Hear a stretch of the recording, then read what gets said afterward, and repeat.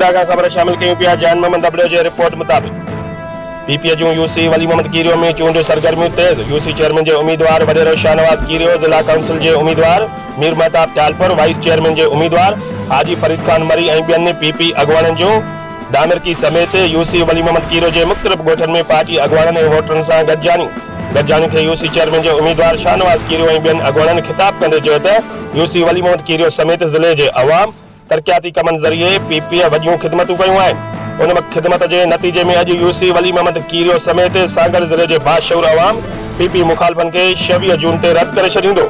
शाहनवाज कीरियो चयो त यूसी समेत ज़िले सागर जो अवाम पीपीए सां गॾु आहे। बलदियाती चूंडूं असां क्लीन स्वीप कंदासीं, अवाम असां सां गॾु आहे। उन मौके ते अमीर अली कीरियो, रईस खान मोहम्मद मरी, असगर कीरियो, ज़फर अली रिंद, अब्दुल्ला कीरियो, मिठो टालपुर समेत केतिरा ई पीपी अॻवान गॾु आहे।